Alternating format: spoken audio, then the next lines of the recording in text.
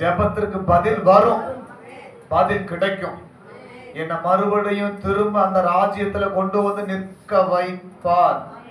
சொல்ல மாட்டேங்கிறீங்களே, நிற்க வைப்பார். என இழந்து போன இடத்துல, இழந்து போன மேன்மைய, இழந்து போன அங்கீகாரத்தை, இழந்து போன ஆசீர்வாதத்தை, இழந்து போன உயர்வை கர்த்தர் எனக்கு திரும்ப கொடுப்பார். அவரால் செய்ய முடியாத அதிசயமான காரியம் இந்த உலகத்தில் ஒன்றுமில்லை. ஞானிகளை வெட்கப்படுத்தும்படிக்கு தேவன் உலகத்தில் பைத்தியமானவர்களை தெரிந்து கொண்டார். உள்ளவைகளை அவமாக்கும்படிக்கு தேவன் இல்லாதவைகளையும் இழிவானவைகளையும் கர்த்தர் தெரிந்து கொண்டார். ஆமென் சொல்லுங்க. அல்லேலூயா சொல்லுங்க. உங்கள்கிட்ட இல்லைன்னு சொல்லாதீங்க, உங்கள்கிட்ட இல்லைன்னு சொல்லாதீங்க, எனக்கு அவ்வளவுதான் சொல்லாதீங்க, என்னால முடியாதுன்னு சொல்லாதீங்க, என் வாழ்க்கை முடிஞ்சிருச்சுன்னு சொல்லாதீங்க. முடிந்து போன வாழ்க்கையை தான், இல்லாமையான வாழ்க்கையை தான், ஒன்றுக்கும் உதவாத ஆகாது என்று தள்ளப்பட்ட வாழ்க்கையை தான் கர்த்தர் கையில எடுத்து உயர்த்துவதற்கு வல்லவராயிருக்கிறார், மேன்மைப்படுத்தவும் வல்லவராயிருக்கிறார். இந்த மாதம் கர்த்தர் உங்களுக்கு பதில் கொடுக்கிற ஒரு மாதமாய் இருக்கும். ஓகே, நாம் இன்றைக்கு என்ன தியானிக்க போகிறோம் அப்படின்னா, ஜெப வாழ்வில் விசுவாச பிள்ளைகளுக்கு எழுப்புகிற கேள்விகளை குறித்து நாம் இன்றைக்கு பார்க்க போகிறோம்.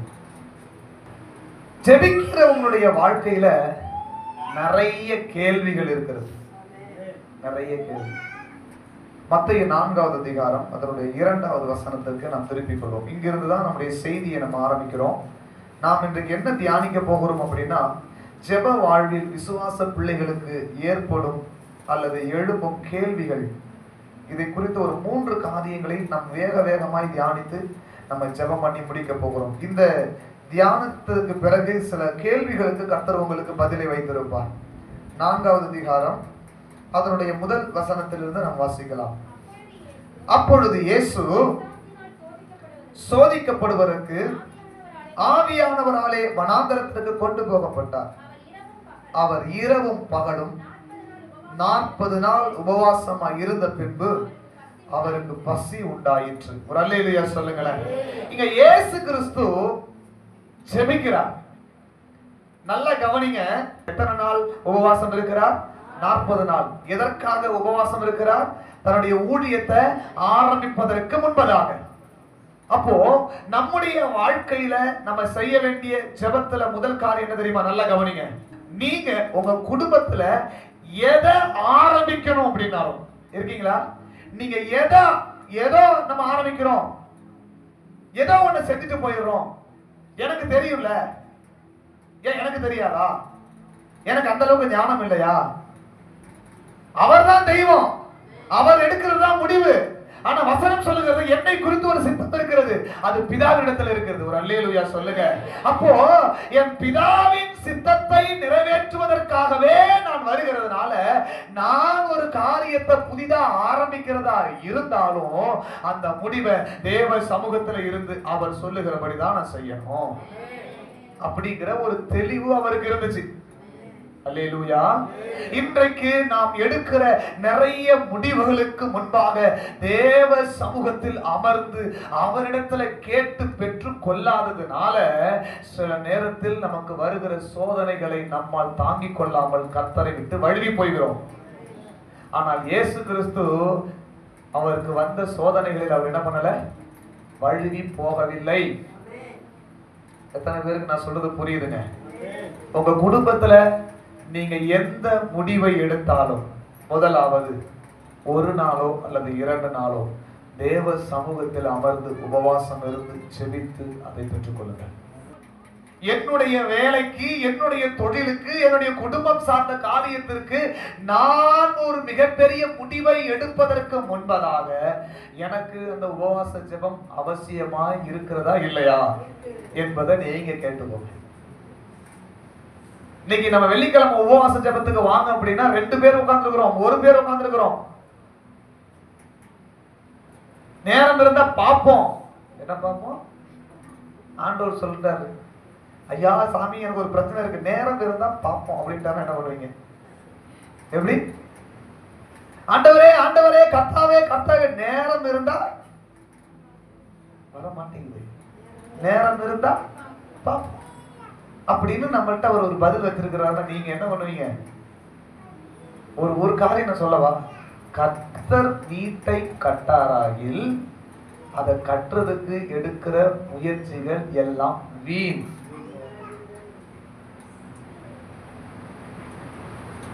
கட்டுறதுக்கு எல்லாமே ரெடியா இருக்குங்க. எல்லாமே என்ன இருக்குது? ரெடியா இருக்குது.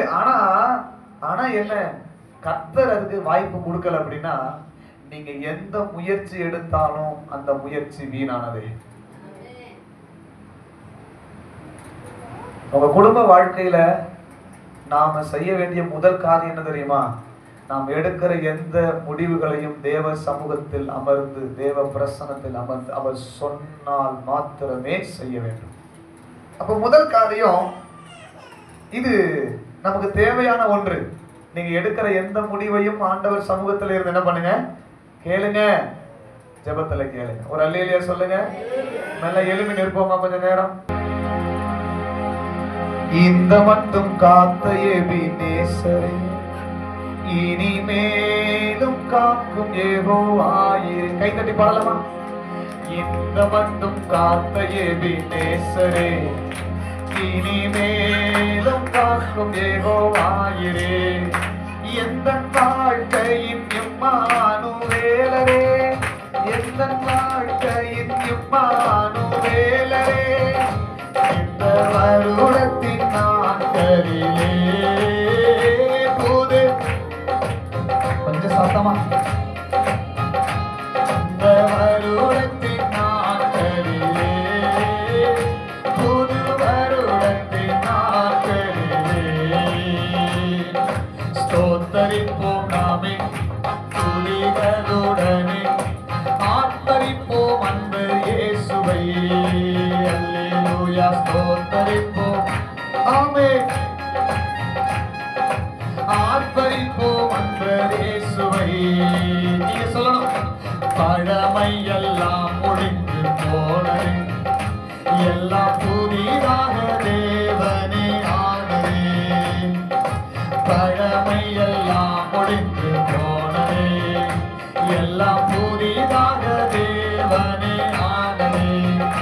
உந்தன் மகிமையில் இறங்கியே வாருமே, உந்தன் மகிமையில் இறங்கியே வாருமே. நாங்கள் மறுரூபமடைந்திடவே, நாங்கள் மறுரூபம், ஆமென். ஸ்தோத்தரிப்போம் நாமே துதிகளுடனே, ஆர்ப்பரிப்போம் அன்பு இயேசுவை. அல்லேலூயா, ஆமென், ஆமென். ஆர்ப்பரிப்போம். நல்ல கரங்களை தட்டி கர்த்தரை மகிமைப்படுத்துங்க பாருங்க. நல்ல கை தட்டி கர்த்தரை ஸ்தோத்திரம் பண்ணுங்க. ஆமென், ஆமென், ஆமென், ஆமென், ஆமென். ஹalleluya. கையை உயர்த்தி ஹalleluya, ஹalleluya, ஹalleluya. நம்முடைய ஜெப வாழ்க்கையில, நம்முடைய ஜெப வாழ்க்கையில நாம எடுக்கிற எந்த முடிவா இருந்தாலும், நம்ம எடுக்கிற எந்த முடிவா இருந்தாலும் முதலாவது நாம செய்ய வேண்டிய காரியம் என்ன தெரியுமா? சொல்லுங்க, கொஞ்சம் சிரிச்ச முகத்தோட என்ன பாருங்க. முதலாவது நம்ம செய்ய வேண்டிய முதல் காரியம் என்ன தெரியுமா? ஆண்டவர் சொல்லாம எதையும் செய்யக்கூடாது. கர்த்தர் சொல்லாம எதையும் செய்யக்கூடாது.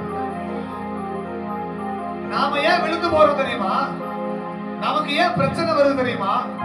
நமக்கு நிறைய பேரு நிறைய சொல்றாங்க, அது தேவன் சொல்றாரான்னு புரிந்து கொள்ளக்கூடிய என்ன நமக்கு தெரியும். ஏன்னா நம்ம அவரு கூட உட்கார்ந்து பேசுற நாட்கள் குறைவா இருக்கிறதுனால இது அவர்தான் பேசுறாரான்னு நமக்கு தெரியும்.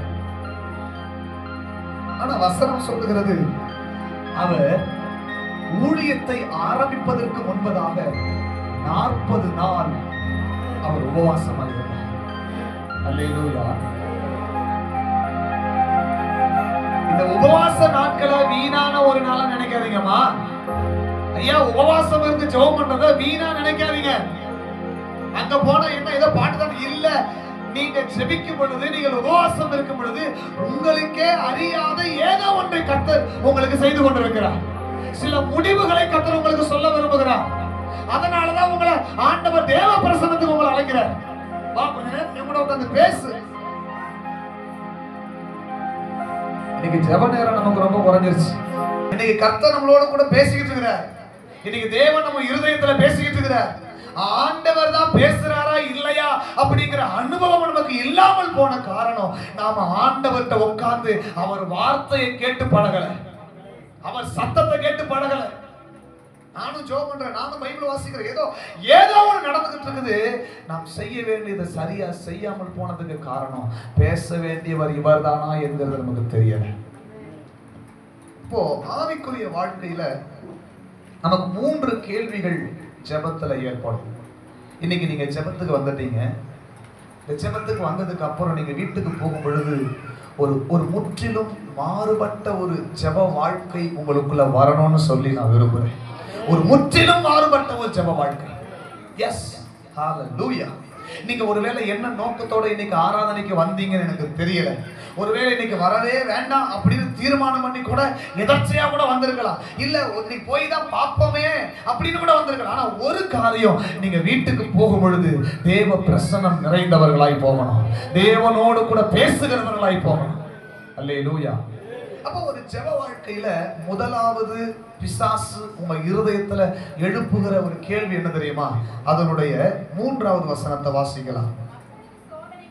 அப்பொழுது சோதனைக்காரன் அவரிடத்தில் வந்து, நீர் தேவனுடைய குமாரனே ஆனால் இந்த கல்லுகள் அப்பங்களாகும்படி சொல்லும் என்றார். ஒரு அல்லேலூயா சொல்லுங்க.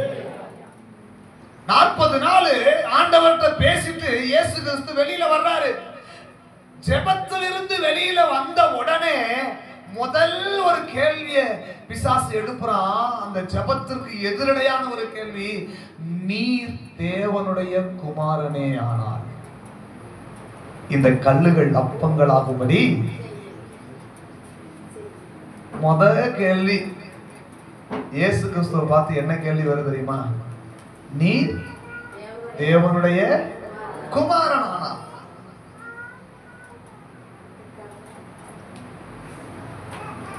முதல் தடுமாற்றம் நமக்கு என்ன தெரியுமா வரும்? சரீர பிரகாரமான தடுமாற்றம். என்ன தடுமாற்றம்? நீங்க இங்க ஆராதனைக்கு வந்துட்டு நல்ல ஃபயரா ஜெபம் பண்ணிட்டீங்க. எப்படி ஜெபம் பண்றீங்க? ஃபயரா, அக்கினி இறங்கி அபிஷேகத்துல இறங்கி நல்ல கைதட்டி ஆர்ப்பரிப்போட ஸ்தோத்திரம் பண்ணி வீட்டுக்கு போன உடனே எல்லாம் மாறிடும் அப்படின்னு சொல்லி வீட்டுக்கு கதவை போய் திறந்தா என் பிரச்சனை எல்லாம் எப்படி இருக்குது சொல்லுங்க. இங்க இருந்து நல்ல வாக்குத்தல கர்த்தரன வாளாக்காம தலையாகுவா, நீ பயப்படாத, நீ வீட்டுக்கு போன டபா டிமில் டிமில் எல்லாம் ஏறி பாத்துக்கலாம் விடு அப்படின்னு சொல்லிட்டு வீட்டுக்கு கதவை போய் திறந்தா காலையில பார்த்துட்டு வந்த பிரச்சனை அப்படியே தான் இருக்குது. எப்படிதான் இருக்குது? அப்படியே தான் இருக்குது. என்ன பிரச்சனை பண்ணவன் இன்னும் 4 மடங்கு எக்ஸ்ட்ரா ஏறி நிக்கிறான். எப்படிங்க? இன்னும் 4 மடங்கு எக்ஸ்ட்ரா வந்து நிக்கிறான். இப்போ உள்ளத்துல பிசாசு ஒரு கேள்வி வைப்பான், உண்மையாகவே நான் உண்மையுள்ள தெய்வத்தை தான் ஆராதிக்கிறேனா? 40 நாள் உபவாசம், 30 நாள் உபவாசம், 21 நாள் உபவாசம், ஞாயிற்றுக்கிழமை ஆராதனை, வெள்ளிக்கிழமை உபவாசம், எல்லா ஜெபத்துக்கு அப்புறம் எல்லாம் மாறிடும், நான் வீட்டுக்கு போன உடனே எல்லாம் சரியாயிடும் அப்படின்னு நினைச்சு ஒரு தைரியத்துல ஊழியக்காரன் அனுப்பி வீட்டுக்கு போகும் பொழுது, ஆனா வீட்டுக்கு போன உடனே பார்த்தா அந்த பிரச்சனை எல்லாம் அப்படியேதான் இருக்குது. ஒண்ணும் மாறின மாதிரி தெரியல, ஒன்னும் சரியான, ஐயா அம்மா இருக்கிறீங்களா கவனிக்கிறீங்களா, அங்க ஒன்னும் சரியான மாதிரி தெரியல.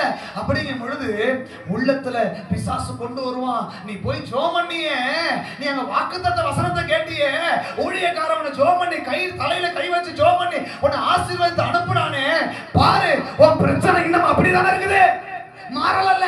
நீ உண்மையாவே அந்த தெய்வத்தை நீ ஆராதிக்கிறனா, அவர் உண்மையுள்ள கடவுள் தானா என்று நீ ஆராய்ந்து பார் என்று விசுவாசத்துல தடுமாற்றத்தை கொண்டு வருவான். என்ன தடுமாற்றம் இருக்கீங்களா? இதுல பல பேருக்கு இந்த கேள்வி எழுந்திருக்கலாம், பல பேர் இந்த கேள்வியில விழுந்து போயிருக்கலாம். என்னை கேட்டுக்கொண்டிருக்கிற அன்பு தேவனுடைய பிள்ளைகளே, சபையே, நம்முடைய வாழ்க்கையில முதல்ல பிசாசு எங்க தெரியுமா கை வைப்பான்? பார், உன் குடும்பத்துல என்ன பிரச்சனை ஓடிக்கிட்டு இருக்கு பார். நீ உண்மையாவே நீ ஆலயத்துக்கு போறியே, ஆண்டவர் ஆராதிக்கிறியே, அவர் உண்மையான தெய்வம் தானான்னு ஒண்ணு முதல்ல ஆராய்ஞ்சு பார். ஏன் தெரியுமா? நீ ஆண்டவரை ஆராதிக்கிறேன்னு சொல்லி இத்தனை வருஷம் ஆயும் உன் குடும்பத்துல இருக்கிற பிரச்சனை அப்படியே தானே இருக்குது. உன் வாழ்க்கையில் இருக்கிற பிரச்சனை அப்படியே தான் இருக்குது. அப்ப நீ ஆராய்ந்து பாரு, நீ ஆராதிக்கிற தெய்வம் உண்மையாகவே தேவனுடைய குமாரன் இல்ல அப்படின்னு சொல்லி உங்க விசுவாசத்துல கை வைக்க பாப்பான். ஐயா கவனிக்கிறீங்களா? உங்களுக்கு ஆண்டவர் உங்களோடு கூட பேசிக் கொண்டிருக்கிறார். மத்தேயு 11வது அதிகாரம் 3வது வசனத்துல யோவானுக்கு ஒரு தடுமாற்றம் வருகிறது. எல்லாமே இப்படி நடந்துகிட்டு இருக்குது. உண்மையாகவே இவர்தானா வருகிறவர், இவர்தானா இல்ல வேறொருவர் வர வேண்டுமா? யார் தெரியுமா? இயேசு கிறிஸ்துவுக்கு வழியை ஆயத்தம் பண்ணினவன் சொல்றான். இதோ உலகத்தின் பாவத்தை சுமந்து தீர்க்கிற தேவ ஆட்டுக்குட்டி என்று இயேசு கிறிஸ்துவை இந்த உலகத்துக்கு அறிமுகப்படுத்தி வைத்தவனுக்கு கேள்வி வருது. உண்மையாகவே வருகிறவர் நீர்தானா? ஆதியாகமம் 17வது அதிகாரம் 15லிருந்து 19 வசனம் சொல்லுது. அங்க ஆண்டவர் சொல்றாரு, நான் உனக்கு ஒரு குழந்தையை தருவேன்னு ஆபிரகாம் சொல்லும் பொழுது ஆபிரகாம் சொல்றான், இல்ல ஆண்டவரே, எனக்கு வயசாயிடுச்சு, என் மனைவிக்கு சரீரம் கர்ப்பம் செத்து போயிடுச்சு, அதனால என்ன இஸ்மவேலை நீங்க என்ன பண்ணுங்க. ஆண்டவர் சொல்றாரு, நான் கொடுத்த வார்த்தை ஒரு நாளும் மாறாது. அல்லேலூயா, அல்லேலூயா. மத்தேயு 6வது அதிகாரம் 25-30 வசனம் வச்சீங்கன்னா, நீங்க என்னத்துக்காக கவலைப்படுறீங்க? உடைக்காக கவலைப்படுறீங்க, உணவுக்காக கவலைப்படுறீங்க, பிள்ளைகளுக்காக கவலைப்படுறீங்க, குடும்பத்தை பார்த்து கவலைப்படுறீங்க. ஆண்டவர் சொல்றாரு, இவைகள் எல்லாவற்றை காட்டிலும் நீங்கள் விசேஷமானவர்களாக இருக்கிறீர்கள். உங்களுக்கு உடுத்துவிப்பது அதிக நிச்சயம் அல்லவா? எத்தனை பேர் ஆமென் சொல்றீங்க? உங்களுக்கு வரக்கூடிய முதல் கேள்வி சரீர பிரகாரமான ஒரு கேள்வி. இந்த கல்லுகள் அப்பங்கள் ஆகும்படி செய்யும். நீங்க வீட்டுக்கு போன உடனே பிரச்சனை மாறி இல்லைங்கிறதுனால கர்த்தர் உயிரோட இல்லைங்கிறது அர்த்தம் இல்லை. நம்முடைய ஆண்டவர் ஜீவன் உள்ளவர். எத்தனை பேர் ஆமென் சொல்றீங்க? நீங்களும் வணங்குகிற கர்த்தர் ஜீவன் உள்ளவராயிருக்கிறார். ஆமென் சொல். ஆமென், ஆமென், ஆமென், ஆமென், ஆமென், ஆமென், ஆமென், ஆமென், ஆமென். நீங்களும் நானும் நம்புகிற கர்த்தர் ஜீவன் உள்ளவர். அவர் ஜீவனை கொடுத்த ஆண்டவர். அவர் மகிமையுள்ள தேவன், அவர் வல்லமையுள்ள தேவன். அவரால் செய்ய முடியாத அற்புதமான காரியம் இந்த உலகத்துல ஒன்றுமே இல்லை. நீங்க பார்க்கிறதெல்லாம் அல்ல, நீங்கள் காணாத ஒன்றை கர்த்தர் செய்து கொண்டிருக்கிறார். கைதட்டி கர்த்தரை மகிமைப்படுத்துங்க பாருங்க. ஆமென், ஆமென், ஆமென். நீங்க காணாத ஒன்றை ஒருவேளை அது உங்க கண்ணுக்கு தெரியாம இருக்கலாம், ஆனா உங்களுக்காக கர்த்தர் அற்புதங்களை செய்து கொண்டிருக்கிறார். அவர் ஜீவனுள்ள தேவனுடைய குமாரனாய் இருக்கிறார். அல்லேலூயா, அல்லேலூயா. உங்களுக்காகவும் எனக்காகவும் வாக்கு கடங்கா பெருமூச்சுகளோட பிதாவினிடத்தில் பரிந்து பேசிக் கொண்டிருக்கிற ஒருவர், அவர்தான் நம்முடைய ஆண்டவர், அவர்தான் நம்முடைய தெய்வம். நீங்க வீட்டுக்கு போன உடனே ஒண்ணுமே நடக்கலைங்கிறதுனால நம்முடைய ஆண்டவர் உயிரோட இல்லைன்னு அர்த்தம் இல்ல. அம்மா, உயிரோட இல்லைன்னு அர்த்தம் இல்ல. அப்போ உங்க ஜெபத்துக்கு அப்புறம் முதல்ல என்ன கேள்வி வரும்? பிசாசு என்ன கேள்வியை கொண்டு வருவான்? விசுவாசத்துல தடுமாற்றத்தை கொண்டு வருவான். ஒண்ணுமே நடக்கல, அவர் உண்மையாவே கடவுள் தானா? அவர் உண்மையாவே கடவுள் தானா? என் வீட்டுல பிரச்சனை பண்றவன் இன்னைக்கு பிரச்சனை பண்ணிதான் இருக்கிறான். எனக்கு எதிரடையா நின்னவன் இன்னைக்கும் எதிரடையாக நின்றுட்டு இருக்கிறான். பக்கத்து வீட்டுல பிரச்சனை அப்படியே இருக்குது, குடும்பத்தில் இருக்கிற பிரச்சனை அப்படியே இருக்குது. அவர் கடவுளா இருந்ததுல நடந்திருக்கும்ல. ஆண்டவர் உங்களுக்கு கொடுக்கிற முதல் பதில் என்ன தெரியுமா? காட்டு புல்லுக்கு அவர் அற்புதம் செய்வாரானால் நமக்கு செய்வதும் நிச்சயம். நம்முடைய குடும்பத்திற்கு அற்புதம் செய்வதும் நிச்சயம். பக்கத்துல கை பிடிச்சி ஒரு விசுவாசத்தோட ஒரு உலுக்கு சொல்லுங்க, உங்களுக்கு செய்வது நிச்சயம். சொல்லுங்க, இந்த மாதம் உங்க ஜெபத்திற்கு பதில் வரும், ஜெபத்திற்கு பதில் வரும். உங்களை மறுபடியும் கர்த்தர் மேன்மையா நிறுத்துவா. சரீர நன்மைக்காக அல்ல, ஆவிக்குரிய நன்மைக்காக உங்க கண்களை திறந்து பாருங்க. ஆவிக்குரிய கண்கள் உங்களுக்கு வந்துச்சுன்னா சரீர நன்மைகள் தானாக வந்துவிடும். என் வாழ்க்கையில் அப்படிதான் வந்துகிட்டு இருக்கு. என் குடும்பத்தில் தேவன் அப்படிதான் செஞ்சுக்கிட்டு இருக்கிறார். என்னை மறந்து விடுகிறதற்கு அவர் அநீதி உள்ள தேவன் அல்ல. என்னை வெறுத்து விடுவதற்கு அவர் அநீதி உள்ள தேவன் அல்ல. ஆமென். இரண்டாவது காரியம் அவருடைய 5வது வசனத்தை வாசிக்கலாம். அப்பொழுது பிசாசு கொண்டு போய் நிறுத்தி நீ தேவனுடைய குமாரனே ஆனால் தாழ் குதியும், ஏனெனில் தம்முடைய தூதர்கள் கட்டளையிடுவார், பாதம் கல்லில் இடராதபடிக்கு ஏந்தி கொண்டு போவார்கள் என்பதாய் எழுதி இருக்கிறது என்று சொன்னான். அல்லேலூயா சொல்லுங்க, ஆமென் சொல்லுங்க. இரண்டாவது உங்க ஜெபத்துல பிசாசு என்ன கேள்வி தெரியுமா கொண்டு வருவான்? வசனத்தின் மேல கேள்வியை கொண்டு வருவான், வசனத்தின் மேல சந்தேகத்தை கொண்டு வருவான். இருக்கீங்களா? எதன் மேல? வசனத்தின் மேல. ஆமா, பிசாசு உங்களுக்கு ஒரு பிரச்சனை வரும் பொழுது உங்க காதுல சொல்லுவான், உனக்கு கொடுத்த வாக்கு தத்தமெல்லாம் யோசிச்சு பாத்தியா? இந்த வருஷம் ஆரம்பிக்கும் போது வாக்கு தத்த வசனம் எடுத்த அவர் உன்னை வாழாக்காம சொல்லுங்க தலையாக்குவார்னு சொன்னார்ல, நீ போற இடமெல்லாம் நான் கூட இருப்பேன்னு தானே சொன்னாரு. இப்ப பாரு, நீ தனியா நிக்கிற. எப்படி நிக்கிற? தனியா நிக்கிற பாரு. பாரு, உன்னால ஒண்ணுமே பண்ண முடியல பாரு. ஒரு சூழ்நிலையை கொஞ்சம் யோசிச்சு பாத்தியா? ஒரு நிலைமையை கொஞ்சம் யோசிச்சு பாத்தியா? இரண்டாவது கேள்வி பிசாசு எங்க தெரியுமா வைப்பான்? வசனத்தின் மேல வைப்பான், வாக்கு தத்தத்தின் மேல வைப்பான். வாக்கு தத்த வசனம் என்னாச்சு? ஒரு அல்லேலூயா சொல்லுங்க, ஆமென் சொல்லுங்க. கர்த்தர் சொன்னார்ல, அது என்னாச்சு? வாக்கு தத்தம் என்ன ஆயிடுச்சு? நான் ஒண்ணு சொல்லவா? வசனம் ஒரு நாளும் அழிஞ்சு போகாது. ஆமென். வசனம் அழியாது. சொல்லுங்க பார்க்கலாம், சொல்லுங்க, வசனம் அழியாது. என் குடும்பத்துல, என் வாழ்க்கையில கர்த்தர் என்ன வாக்குத்தத்த வசனத்தை சொன்னாரோ அது ஒரு நாளும் அழியாது, அது அழியாது. வாக்குத்தத்தம் பண்ணினவர் வாக்கு மாறுவதே இல்லை. ஆமென், அல்லேலூயா, அல்லேலூயா. மத்தேயு 14வது அதிகாரம் அதனுடைய 26வது வசனத்தை பாருங்க. மத்தேயு 14:26 வாசிக்கலாம்.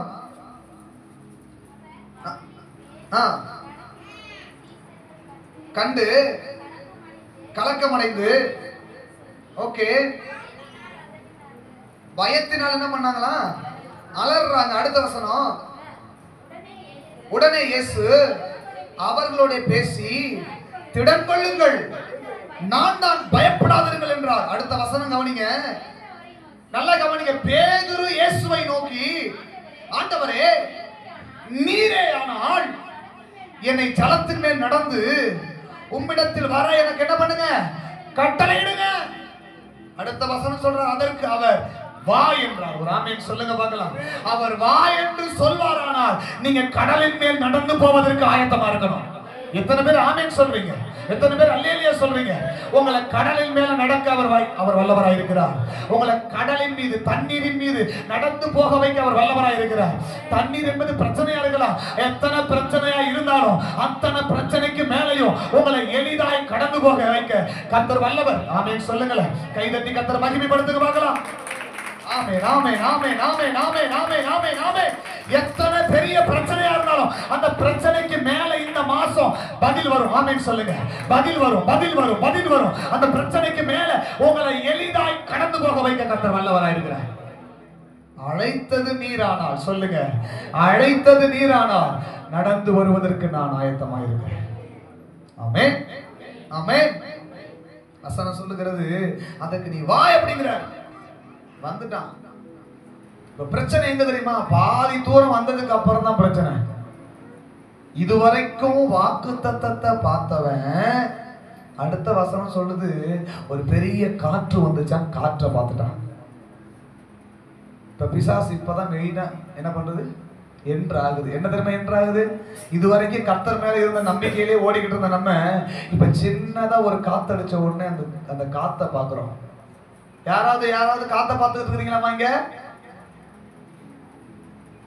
நல்லாதாங்க என் வாழ்க்கை போயிட்டு இருந்துச்சு, நல்லாதாங்க நான் ஜெபம் பண்ணிக்கிட்டு இருந்தேன், நல்லாதாங்க ஆலயத்துக்கு போயிட்டு இருந்தேன், என்னமோ தெரியல திடீர்னு ஒரு பிரச்சனை வந்துச்சு பாருங்க. சரி, பிரச்சனை வந்தா என்ன? பிரச்சனை வந்துச்சு பாருங்க, என் போக்கஸ் பூரா பிரச்சனைக்கு மேல போயிடுச்சுங்க. எங்க போயிடுச்சுங்க? இருக்கீங்களா? அல்லேலூயாவா? பிசாசு அப்படியே மெதுவா ஒரு காத்து கொண்டு வந்தா பாருங்க. என்னாச்சு? அந்த காத்து எப்படின்னு திரும்பின அப்புறம் அந்த காத்து என்னை கொண்டு போயிடுச்சுங்க. அல்லேலூயா. காத்து போற போக்கிலேயே நான் என்ன பண்ணிட்டேன்? ஆண்டவர் நம்மளை காத்துக்கு எதிர்த்து நிற்பதற்காக தான் நம்மளை உண்டாக்கி வச்சிருக்கிறாரு. பிரச்சனைக்கு எதிர்த்து நிக்கணும். பிரச்சனை கொண்டு போற இடத்துக்கெல்லாம் நான் போக கூடாது. ஒரு ஆமென் சொல்லுங்க. விசுவாச பிள்ளை, விசுவாசிக்கிற பிள்ளை எங்கெல்லாம் பிரச்சனை வருதோ பிரச்சனை பக்கமே போகாது. அந்த பிரச்சனைக்கு எதிர்த்து நின்று கர்த்தரை பார்க்கணும். ஒரு ஆமென் சொல்லுங்க. ஒரு அல்லேலூயா சொல்லுங்க. இந்த வசனம் சொல்லுது, நீ தண்ணிக்குள்ள மூழ்கி போனதுக்கு காரணம் என்ன தெரியுமா? அற்ப விசுவாசி அப்படின்னு. விசுவாச தடுமாற்றம், வசனத்து மேல தடுமாற்றம். கர்த்தர் வான்னு சொல்லிட்டாருன்னா வந்துடணும். ஆமென் சொல்லுங்க. கர்த்தர் செய்யணும் சொன்னா செஞ்சிடணும். கர்த்தர் போனா போயிடணும், போகாதன்னா போக கூடாது. எத்தனை பேருக்கு நான் சொல்றது புரியுதுங்க? உங்களுக்கு ஒரு கேள்வி வரும், உங்களுக்கு கொடுத்த வசனத்து மேல ஒரு கேள்வி வரும், ஒரு சந்தேகம் வரும். ஆண்டவர் சொல்ற, அற்ப விசுவாசியே சந்தேகப்படாதே. பக்கத்தில் கைப்பிடி சொல்லுங்க, கைப்பிடி சொல்லுங்க. உங்களுக்கு பலவீனம் வர்றதுனால வசனம் அழிஞ்சு போயிடுச்சுன்னு அர்த்தம் இல்லை. உங்களுக்கு பிரச்சனை வர்றதுனால வசனமும் வாக்கு தத்தமும் அழிஞ்சு போயிருச்சுன்னு அர்த்தம் அல்ல. பிரச்சனை அழிந்து போகும் காலம் வரும். ஆமென் சொல்லுங்க. பிரச்சனை அழிந்து போகும் காலம் வரும். உங்களுக்கு எதிரடையாய் நின்றவர்கள் ஒன்றுமில்லாமல் இல்பொருள் ஆகக்கூடிய காலம் வரும். ஆமென் சொல்லுங்க. ஒரு அல்லேலூயா சொல்லுங்க. அது இந்த மாதத்துல உங்க ஜெபத்திற்கு கர்த்தர் பதில வச்சிருக்கிறார். இந்த மாதத்துல கர்த்தர் உங்க ஜெபத்துக்கு பதில வச்சிருக்கிறார். ஆமென் சொல்றவங்க மேல அந்த வார்த்தை அப்படியே பலிக்கட்டும் ஆண்டவரே, அப்படியே ஆகட்டும் ஆண்டவரே. இந்த மாதத்துல கர்த்தர் உங்க ஜெபத்துக்கு பதில் வைத்திருக்கிறார். கர்த்தர் சொன்னா சொன்னதுதான், அவர் சொல்ல ஆகும், கட்டளையிட நிற்கும். ஆமென் ஆமென். மார்க் 11:23 சொல்லுகிறது, நீ மலையை பார்த்து அப்புறம் போய் என்று சொன்னார். அது அப்புறம் போய்தான் ஆகணும். ஒரு ஆமென் சொல்லுங்கம்மா. ஐயா ஆமென் சொல்லுங்க ஐயா. மலையை பார்த்து போன்னு சொன்னா போய் தான் ஆகணும். அது ஒருவேளை அந்த மலை உங்களுக்கு இருக்கிற பிரச்சனையா இருக்கலாம். உனக்குள்ள விசுவாசம் இருக்குமானால் அந்த பிரச்சனையை பார்த்து எழுப்பி நின்று சொல்லுங்க, மலையை பார்த்து சொல்லுங்க, இயேசுவின் நாமத்துல உன்னை அப்புறம் போய் என்று சொல்லுகிறேன். அது அப்படியே ஆகும். ஆமென் சொல்லுங்க. ஆமென் சொல்லுங்க. எவ்வளவு வேணும் சந்தேகப்படாம கர்த்தருடைய வசனத்தின் மேல நில்லுங்க. வசனம் ஒரு நாளும் அழிந்து போகாது, அழிந்து போகாது. உங்களுக்கு கொடுத்த வார்த்தை மண்ணுக்குள்ள புதைஞ்சு கிடந்தாலும் அது முளைக்க வைக்க கர்த்தர் வல்லவராக இருக்கிறார். வசனம் அழிந்து போகாது ஐயா, வசனம் அழிந்து போகாதம்மா. அல்லேலூயா அல்லேலூயா அல்லேலூயா. 2 கொரிந்தியர் 1:20-21 சொல்லுகிறது, வாக்கு தத்தங்கள் எல்லாம் கிறிஸ்து இயேசுவுக்குள் ஆம் என்றும் ஆமென் என்றும் இருக்கிறது. சொல்லுங்க, எனக்கு கொடுத்த வாக்கு தத்தங்கள் எல்லாம், கர்த்தர் எனக்கு சொன்ன வசனங்கள் எல்லாம் அது அழிந்து போகாது. அது ஆம் என்றும் ஆமென் என்றும் இருக்கிறது. அது நடக்கும். நடக்குமா நடக்காதாங்கிற கேள்வியே கிடையாது. கர்த்தர் எனக்கு சொன்ன நல்வார்த்தைகள் ஒன்றும் என்ன சொல்லுங்க வீணாய் போவது இல்லை. அல்லேலூயா. எத்தனை பேர் ஆமென் சொல்லுங்க? சொன்ன கர்த்தர் எனக்கு கொடுத்த நல்வார்த்தைகள், நல்வாக்கு தத்தங்கள் ஒன்றும் வீணாய் போவது இல்லை. வீணாய் போகாது, வீணாய் போகாது. இப்ப ஜெப வாழ்க்கையில, நம்முடைய வாழ்க்கையில வர்ற 3 கேள்வியில முதல் கேள்வி என்ன கேள்வி? சரீர பிரகாரமான கேள்வி. நீர் தேவனுடைய குமாரனே ஆனால் உங்களுக்கு தான் வயிற்று பசிக்குதுல, இந்த கல்ல என்ன பண்ணுங்க, அப்பமாக்கி சாப்பிடுங்க. அப்பா சொன்னாரு, எனக்கு பசியெல்லாம் ஒண்ணும் இல்லை சாமி, நான் சாப்பிட்டாதான் உயிரோட இருப்பேன்னு எனக்கு கிடையாது. கர்த்தருடைய வார்த்தையினால தான் நான் உயிரோட இருக்கேன். அல்லேலூயா. 2வது சொன்னா பிசாசம் சொன்னா பாரு, வசனம் சொல்லுதுல்ல. என்ன சொல்லுதுல்ல? வசனம் சொல்லுதுல்ல. இன்னைக்கு நமக்கு வசனத்தை வச்சே சில நேரத்துல பிசாசு வந்து, பாத்தியா உனக்கு சொன்ன வசனம் எல்லாம் என்ன ஆயிடுச்சு, நீ ஜெபம் பண்ற ஆண்டவர் ஆண்டவர் ஆண்டவர் ஆண்டவர் ஓடனியல்ல, ஆரம்பத்துல சொன்னாங்கல்ல நீ ஒண்ணுமில்லாம போயிருவ, சர்ச்சுக்கு போக சொன்னாங்கல்ல, அவன் சொன்னதான் நடந்துகிட்டு இருக்கு பாத்தியா அப்படின்னு சொல்லி வாக்கு தத்தத்தின் மேல சந்தேகத்தை கொண்டு வருவான். அந்த பிசாசுக்கு இடம் கொடுக்காதீங்க. நான் ஒண்ணு சொல்றேன், நாட்கள் வருகிறது உங்களை எதிர்த்தவர்கள் சொன்னது ஒன்றும் இல் பொருளாகும்படி கர்த்தர் கட்டளையிடுவார். அல்லேலூயா அல்லேலூயா. 3வது காரியம், 3வது கேள்வி வரும். 8:9 வாசிங்க. மத்தேயு 4:8-9. Thank you Jesus. ஓகே. கொண்டு போய் சகல ராஜ்யங்களையும் அவைகளின் மகிமையையும் காண்பித்து நீ சாஷ்டாங்கமாய் விழுந்து என்னை பணிந்து கொண்டால் நான் உனக்கு தருவேன். ஒரு அல்லேலூயா சொல்லுங்க. மூன்றாவது ஒரு குழப்பம், ஒரு கேள்வி எங்க தெரியுமா வரும்? எதிர்காலத்தை குறித்த ஒரு பயம். இப்ப இயேசு கிறிஸ்துகிட்ட வந்து பிசாசு காமிக்கிறான், ஏய் நீ ஒரு தச்சனுடைய குமாரன், நீ புதுசா ஊழியத்தை வேற ஆரம்பிக்க போற, நீ இப்பதான் ஊழியத்தையே ஸ்டார்ட் பண்ண போற, ஒன்னு சொல்ற, நீ என் காலில் விழுந்தீன்னா நான் உனக்கு இந்த உலகத்தையே தருவேன் அப்படிங்கிறான். இருக்கீங்களாமா? பிசாசு என்ன சொல்றான்? தம்பி நம்பிராதீங்க. பிசாசு சொல்ற நிறைய பொய்களில் முக்கியமான பொய் என்ன தெரியுமா? நீ இதை செஞ்சீன்னா நான் உனக்கு இதை செய்வேன்னு சொல்லுவான். பாலிய பிள்ளைகள் ரொம்ப கவனம். பிசாசு சில நேரத்துல சில வலைகளை நம்முடைய வாழ்க்கையில கொண்டு வருவான். எதிர்காலத்தை காரணம் காட்டி நம்ம குடும்பத்தை ஒண்ணும் இல்லாம மாத்திடுவான். ஏசப்பாக்கள் அப்படிதான் கொண்டு வந்து காமிக்கிறான். ஏய் நீ புதுசா இப்பதான் ஸ்டார்ட் பண்ற, நீ ஒண்ணும் பண்ண வேண்டாம், அந்த உலகத்தையே உங்ககிட்ட தர்ற, என் காலில் மட்டும் விழு. உங்களை சில காரியங்கள் நம்மை அடிமையாக்கி வைத்திருக்கிறது. என்னால இதை செய்யாம இருக்கவே முடியலன்னு சொல்றீங்கல்ல, உங்களை அடிமைப்படுத்தி வைத்திருக்குது. உங்க குடும்பத்தை அடிமைப்படுத்தி வைத்திருக்கிறது. தேவனிடத்துல போக முடியாத அளவுக்கு.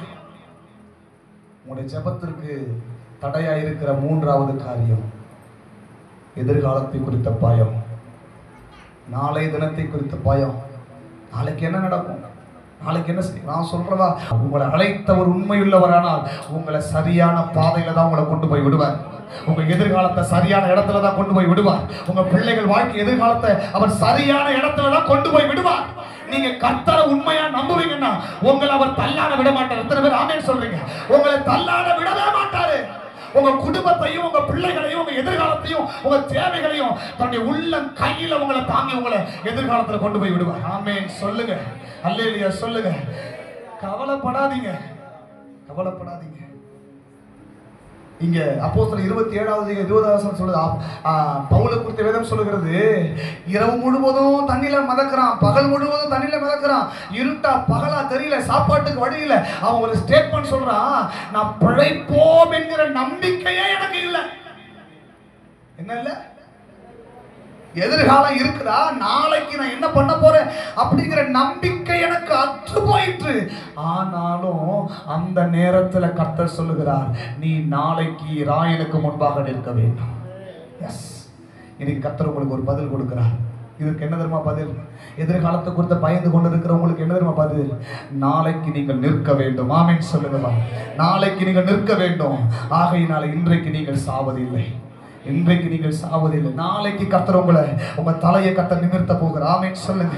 உங்க எதிர்காலத்தை கர்த்தர் நிமிர்த்த போகிறார். இந்த வார்த்தைக்கு இயேசு கிறிஸ்து என்ன பதில் சொன்னா தெரியுமா? அவன்கிட்ட ஒரு பெரிய வார்த்தை ஒண்ணும் பேசவே இல்லை. அடுத்த வசனத்தை வாசிங்கள. இயேசு கிறிஸ்து என்ன பதில் சொன்னார் பாருங்க. அதற்கு அப்பொழுது இயேசு, சொல்லுங்க, அப்பாலே போ சாத்தானே. ஒரு அல்லேலூயா சொல்லுங்க பார்க்கலாம். எதிர்காலத்தை குறித்து பயத்தை கொண்டு வருகிற பிசாசுக்கு நீங்க சொல்ல வேண்டிய பதில் என்ன தெரியுமா? அப்பாலே போ சாத்தானே, என் பக்கத்துல வராது. ஆமென் சொல்லுங்கய்யா, அல்லேலூயா சொல்லுங்கய்யா. உங்களுக்கு பயம் வந்துச்சுன்னா நீங்க சொல்ல வேண்டிய முதல் வார்த்தை என்ன தெரியுமா? அப்பாலே போ சாத்தானே, அப்பாலே போ சாத்தானே. என் திறமையை பார்த்து நீ என்ன பண்ற? என் திறமையை பார்த்து நீ கேள்விக்குறியாக்குறியா? என் சம்பாத்தியத்தை குறித்து கேள்விக்குறி கொண்டு வரியா? நான் சம்பாதிக்க முடியாது, வாழ்க்கையில ஒண்ணுமில்லாம போயிருவேன், எதிர்காலத்துல ஒண்ணுமில்லாம போயிருவேன், நீ என்ன பண்ற? நீ என்ன ஒண்ணுமில்லாம மாத்திரம் இல்ல இல்ல, நீ நினைக்கிறது நடக்காது. அப்பாலே போ சாத்தானே, அப்பாலே போ சாத்தானே. உன் தேவனாகிய கர்த்தரை பணிந்து கொண்டு அவர் ஒருவருக்கே ஆராதனை செய்.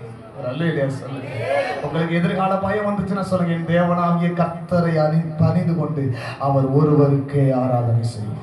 அவர் ஒருவருக்கே ஆராதனை செய்வோம். அவர் ஒருவருக்கே ஆராதனை செய்வோம். அவர் ஒருவரை மட்டும்தான் வணங்குவோம். அவர் ஒருவர் மட்டும்தான் தெய்வம். அவர் ஒருவர் மட்டும்தான் வார்த்தையில உண்மையுள்ளவர். அவர் ஒருவர் மட்டும்தான் சொன்ன சொல்லை காப்பாற்றுகிறவர். அவர் வாயினால சொன்னதை தன் கையினால நிறைவேற்றி முடிக்க கர்த்தர் வல்லவராய் இருக்கிறார். கைதட்டி ஆமென் சொல்லுங்க பாருங்க. ஹalleluya ஹalleluya ஹalleluya ஹalleluya. நாளைக்கு நான் நிற்க போகிறேன், இன்னைக்கு இருக்கிற பிரச்சனை எனக்கு பெருசு இல்ல. அப்பாலே போ சாத்தானே. நீங்க சொல்லுவீங்களா? அப்பாலே போ சாத்தானே. அப்பாலே போ. அவர் உங்கள் காரியத்தை எல்லாம் வாய்க்க பண்ணுவார்.